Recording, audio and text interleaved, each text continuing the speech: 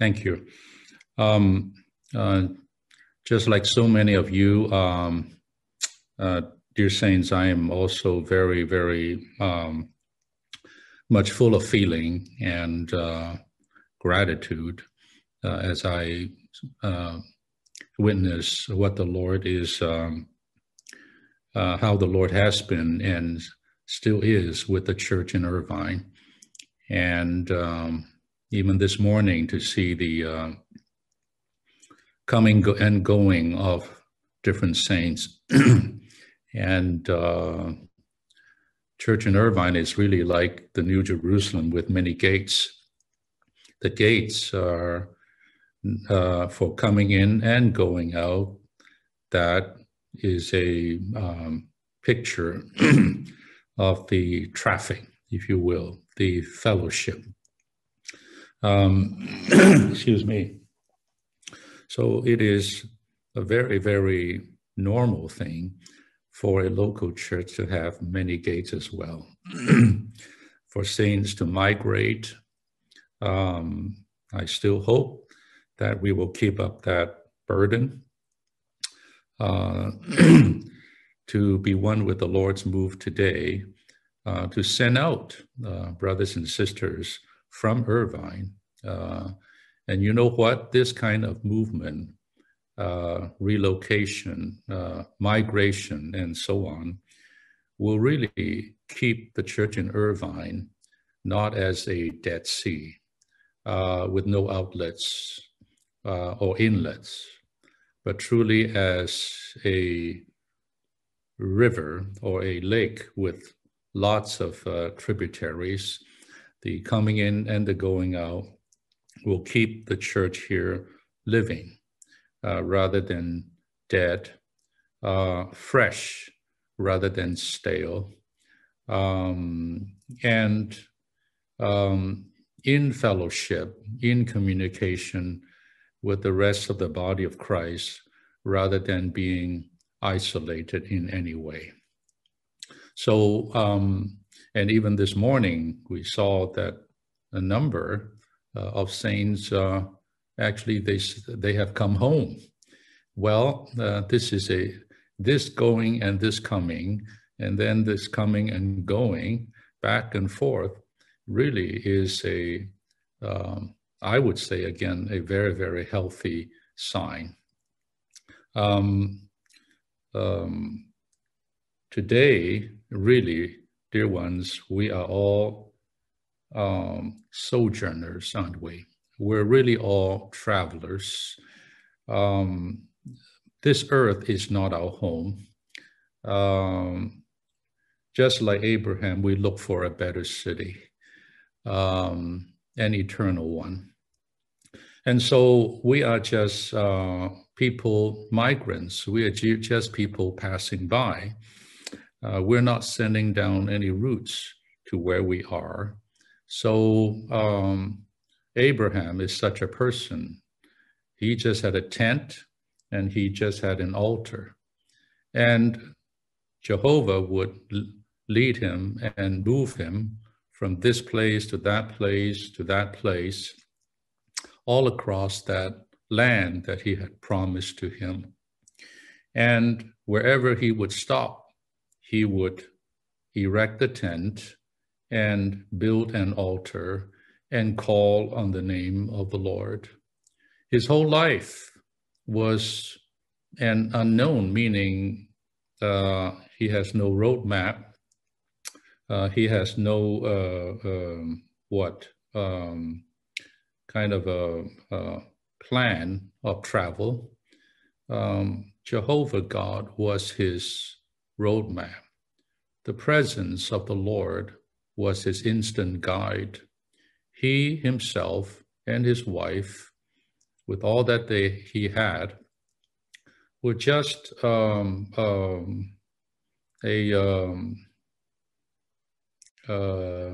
something that is portable, something that is just moving all the time, according to God's leading and for God's purpose. As for he himself, he just lived in the tent and he just build the altar. The tent is a testimony to the world, again, that we don't belong here. We sojourn here. We are going somewhere, excuse me. And in our case, we are heading towards the kingdom, and we're heading ultimately towards that city, New Jerusalem. We are just transient and temporal sojourners here on the earth. This is our testimony. The altar is what? Is worship, is service. So Abraham's testimony is, I don't belong here. And his living show that. And the altar is, there's only one thing that he was doing while on earth during that journey in his life, and that was he lived on the earth just to worship God, just to serve Jehovah, just to offer up the offerings for God's enjoyment. And that's his whole existence on the earth. And so the picture of this, our common father of faith, should also be reflected in our living today, brothers and sisters. Irvine is a wonderful place. I also joined the brothers to welcome so many new arrivals. But I like to tell you, let us not send our roots down in Irvine, even in this lovely city. We don't belong here. And so let us all live in our tents as our testimony. And also, while we are here on a temporal basis, we would just build an altar. And there, day and night, we just do one thing, and that is offer our Christ to God. The Christ that he has given to us for our inheritance, the one who is our all in all. We would just enjoy this Christ, participate in this Christ, and eventually offer this Christ to him. And in this Christ, we continue to offer what we are, what we have, what we can do, our possessions, our belongings, our marriages, our families, our children, our jobs, all that the Lord has so richly blessed us and bestowed to us, we offer to him. At the same time, we also offer to him our being, of course, as a living sacrifice. And we also offer continually the praises to God, the fruit of our lips. And this is how we're living today in the church life. Actually, this tent and this altar is not only our personal, individual life, but also our church life as well, with a bigger tent and with a bigger altar. And that's what we're doing here.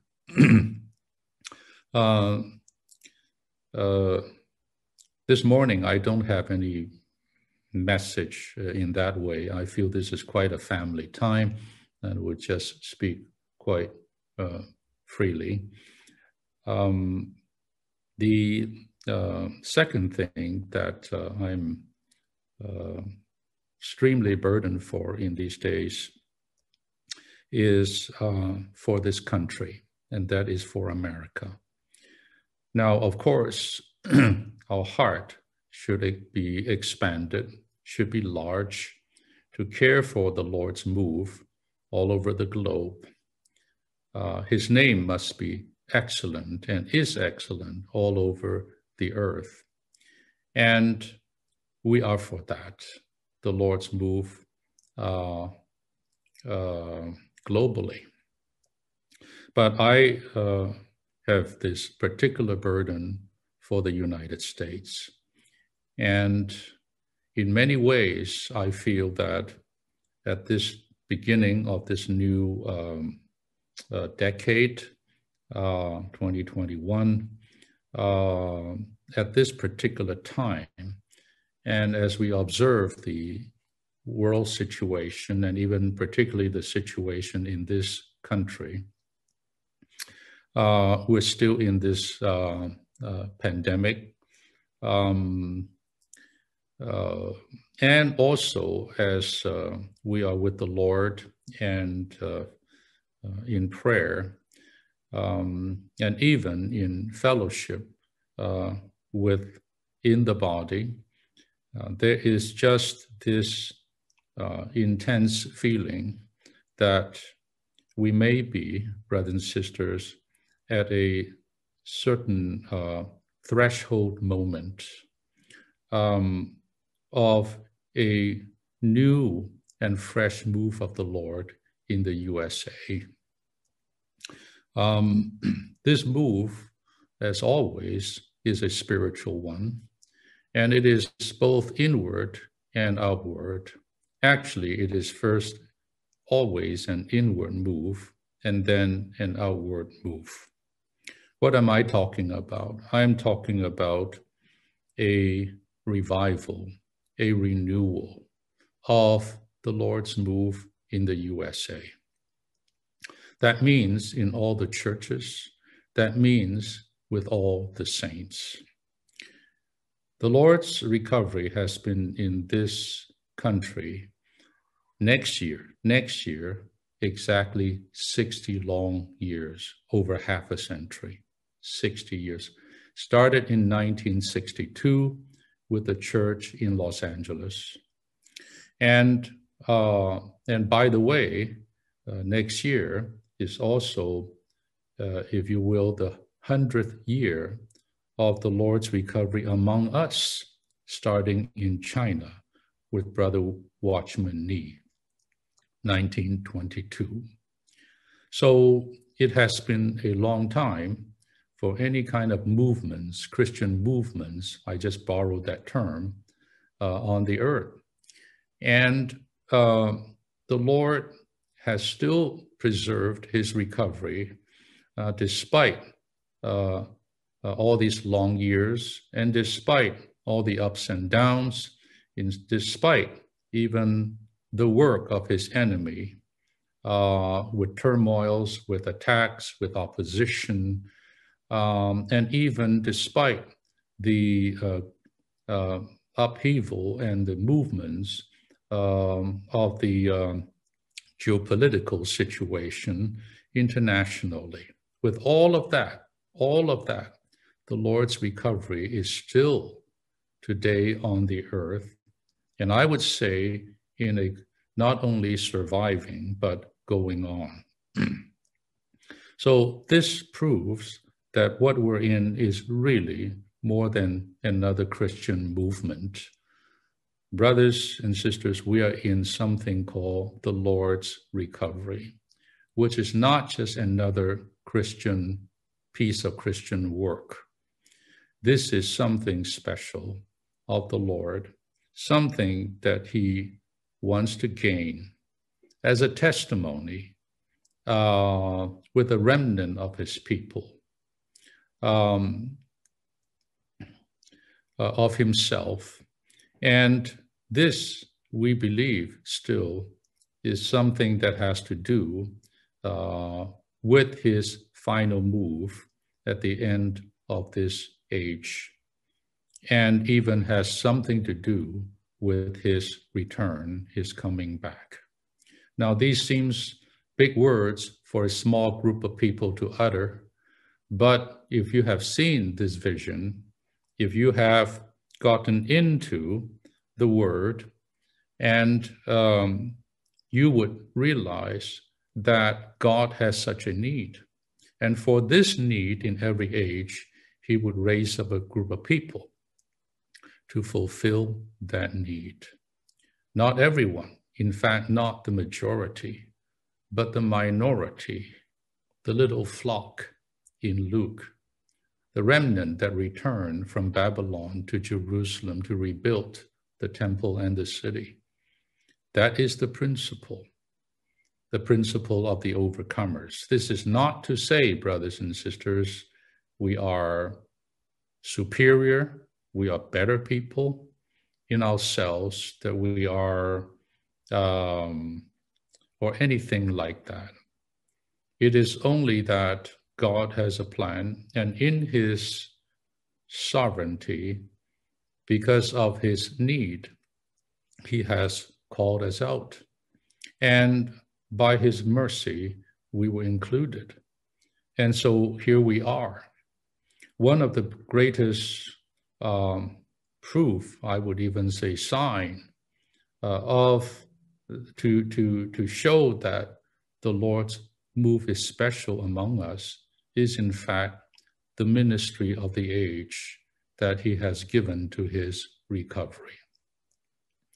The ministry of two ministers of the age who really are conjoined in their ministry as really one. And that would be Brother Nee, Watchman Nee, and Brother Witness Lee. We're not here to uplift any man. We're not here to put them on any kind of pedestal. Fact of the matter is, this ministry is really, really special. I would say even unique. And this ministry has provided us with all the riches, divine riches, opened in the interpreted Word of God. This ministry has led us to see the most intrinsic things and deep things in the Bible. This ministry has opened to us something called God's divine economy. And that is God's way of administrating this earth, this universe, to work out something in his eternal heart's desire in creating man. And that is to gain what? A people that would be his expression and his representation.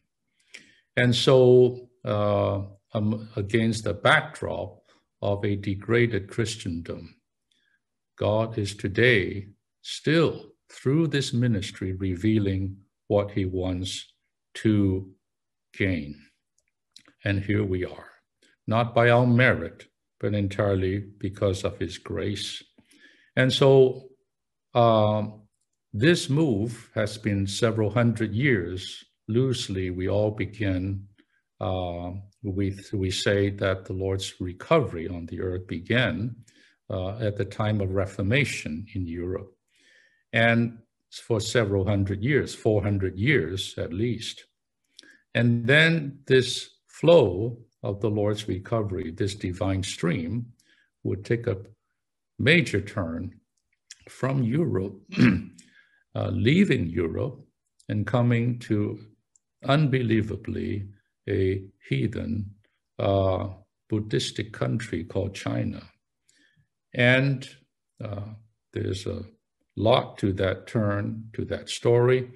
But anyway, 40 years later, after that stream had moved in the Far East, it came back to the West and to this country, USA.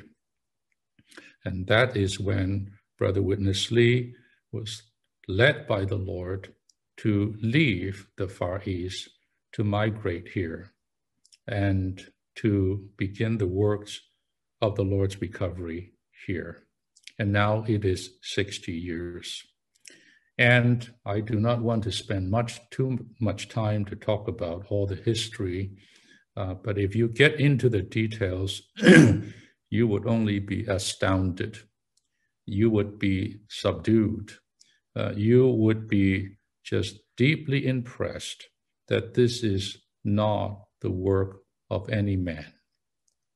This is really the work of the sovereign and wise God. And so, with 60 years of history in the USA, the Lord has done a lot. The recovery in this country after these 60 years is planted like a vine tree. And this tree is deeply and solidly rooted in the soil of this land, and it will never disappear. The foundation is laid in a very, very strong way.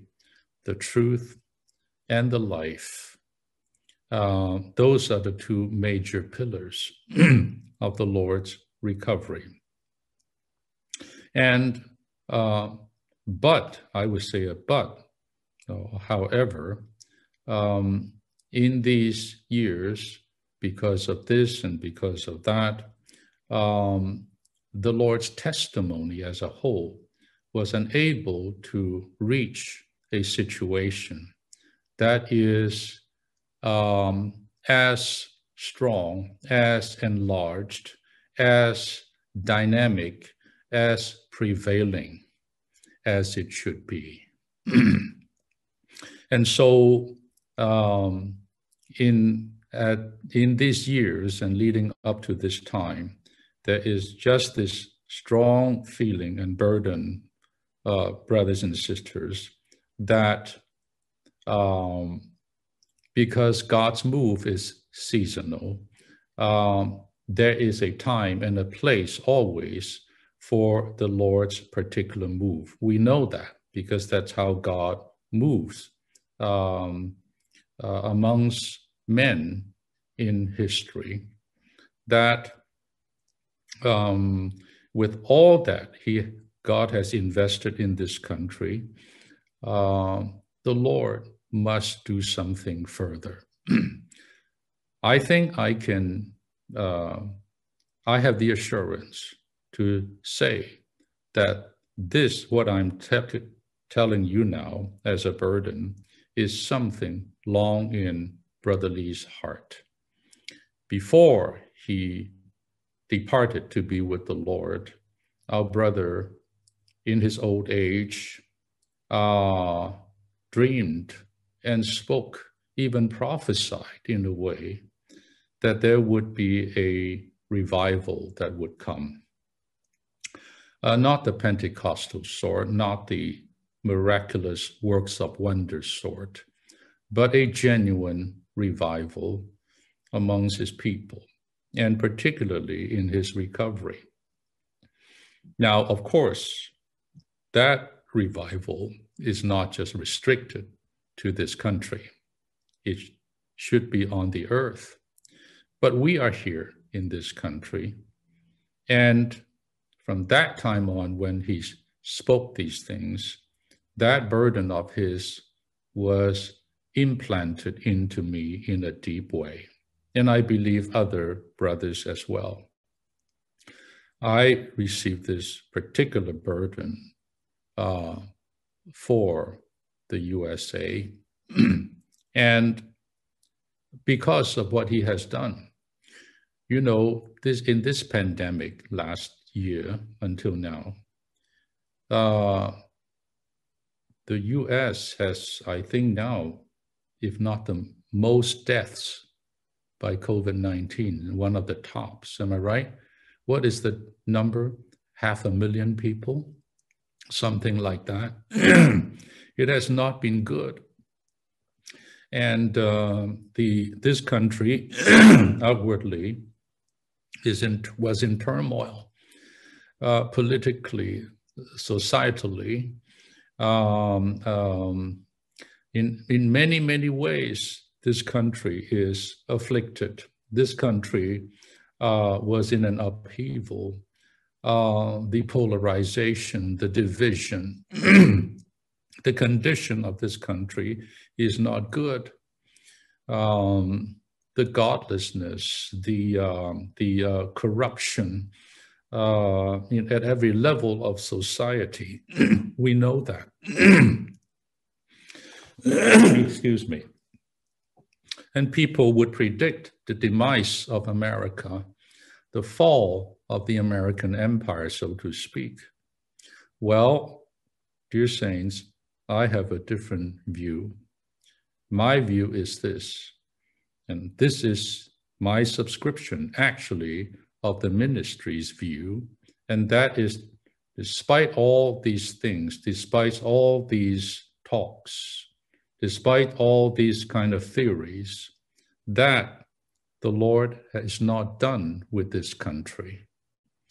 For his move on the earth, the US is still today the leading world power. This country still today has a large percentage of its population being his believers, with seekers there. And in many, many ways, this country is still the hope of many, many other peoples on the earth. And all this is not to say something great, about the USA in that way. But it is to say, brothers and sisters, that the Lord is still using this nation for his move. And our brother Lee made that very, very clear, that first he used the Roman Empire. This is in the church age. And two, he used the nation of Germany for the work of Reformation. Then he used the nation of England for his spread and for his truth to be recovered. That was a great thing. And lastly, he raised up the USA in short order as such a power in especially the last century until now. This is not just for America. Let me say this again. This is for the Lord's move on the earth. Without America, there would be no move to Russia, for example, or to Europe, for example. And so today, the Lord still is using this country in the world situation so that he can move further. The burden is, if we see this, if we have this kind of a view, there would only be one conclusion, one burden, and that is the Lord would do something fresh, to do something strong in the churches, in his testimony in this country. In the last years of Brother Lee's life, he had, for this country, he had these two burdens. Number one, that the churches in this country would be strengthened. All the churches would be strong. And if I could even use this word, should become a model. He was burdened for model churches, churches that are truly, truly the testimony of Jesus. The testimony of the Lord should not be weak, should not be feeble, but should be powerful, should be strong, should be living, should be rich, should be attractive, should be overcoming. This is the burden. Whether it's a big church, whether it is a small church, Irvine now would rank among the bigger churches in the USA. And there are churches, other churches, smaller. But small or big, all the churches in the US should be strong. And hence the burden for a revival. Hence the burden for a renewal. Hence the burden for a fresh season of his move among us. The other burden that he had was the propagation of the truth, or the release, the preaching, the spread of all the riches, divine and spiritual riches that he has not only given to us, but my brothers and sisters, committed to us. In other words, what he has given to us is not just for us to enjoy, but it's for all his people, all his entire body. And today, there are still many, many seekers, including some that are still unbelievers today, but they are marked out. They are chosen. There's a seeking heart within them for the Lord and for his heart. And we have a commission as the Lord's recovery. And that is not only to enjoy these riches ourselves, not just to celebrate how rich we have become, but to pass this on, but to spread, but to give, but to dispense these riches to those around us. This is our commission. And so this burden is very, very deep. And I hope, brothers and sisters, here, especially us in Irvine, we have been so, what can I say, so blessed by the Lord. This church has been really been blessed by the Lord very, very much. But we are even in Irvine, or as Irvine, not just for Irvine. We are here for that. We are here to fulfill God's purpose at this time in this age. When Brother Lee came in 1962, in that first famous conference called the All-Inclusive Christ, you know, the subject of that conference, little do many of us know that at that time, outside of the conference meetings, Brother Lee gave a lot of talks to the attendees concerning why he came to this country, why the Lord would lead him. And today, if you want to find out more, you can read that little book called The Divine Stream. And I recommend that book to you, The Divine Stream. And there he used this verse, I believe in Jeremiah, that says, the stork knows the time, the swallows knows the season, but my people do not know my way of judgment, or something like that. He used that verse to tell us, to impress the saints at that time, that it was a seasonal move. You know, these migratory birds, they have a sense. It's time to fly north. It's time to fly south.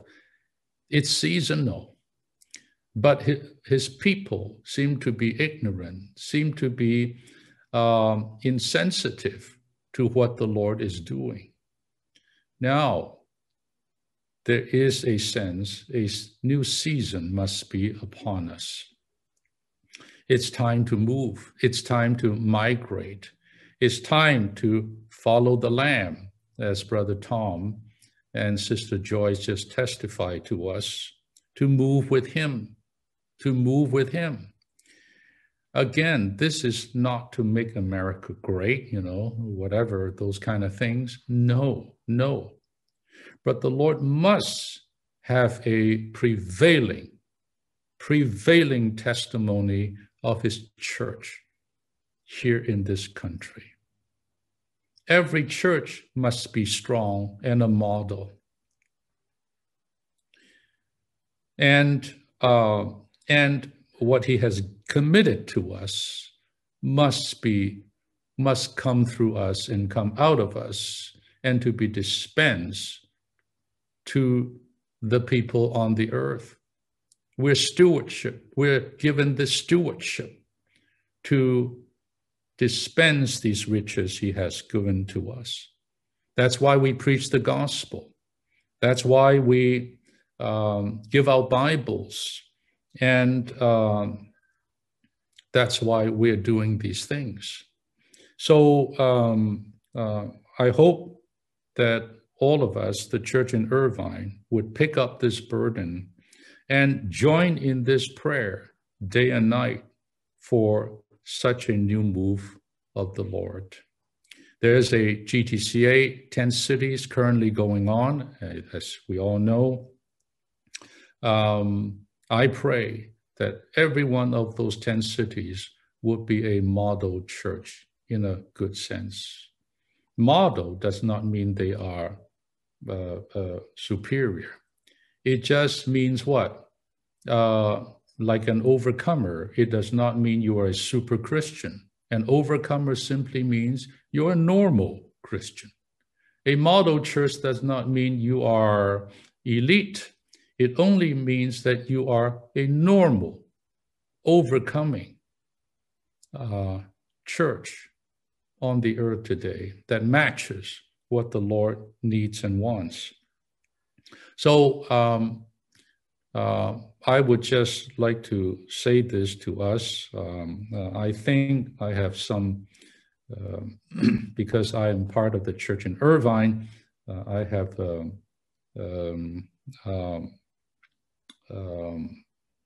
how should I say, some responsibility, if you will, to share this with you so we can bear this burden of the Lord together. Now, with the final 5 minutes, we are slowly emerging probably out of this pandemic, whether it's this year, whether it's next year, when we will get into normal, I do not know, you do not know, but the likelihood is that we are coming out of this.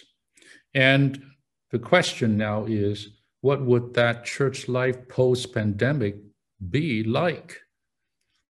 It would be a great shame, brothers and sisters, that we will come out, so to speak, and get back to the normal situation. To me, that would be a shame. I hope we don't go back to the normal situation. I hope we would all have a view we're going forward to a new normal. What does that church life look like? I don't even know. But I hope we can anticipate, we can be burdened by the Lord, that we will not go back to do the things as a kind of routine, the easy way. No, but let us do exploits. Let us have a view to what? To a new church life. You know, how about a new church life in Irvine? But that new church life, what it would look like, will there be still a lot of Zoom? Will that be a hybrid of Zoom online and in person? I do not know. I do not know. The Lord will lead. But I know one thing, that any kind of a new situation have to start with each one of us. In other words, the Lord has to revive each one of us. The Lord has to renew each one of us. When you are revived, when I am revived, when the church with the saints are revived or renewed inwardly, then the Lord can do a new thing. I hope we would prepare ourselves. I hope we will pray much these days. And I hope that we would have this kind of an attitude. These days in the beseeching.org, we're very much touching the personal life of the saints. And indeed, these times, I'm most burdened for the personal revival, that each brother and sister will be a revived person. A revived person. And if we all are like this, then the Lord would have a way to do something further here in Irvine. Something new, something fresh, something in a way of advancing his testimony. Well, I think this is good enough. That's my some burden that I have on my heart. Amen.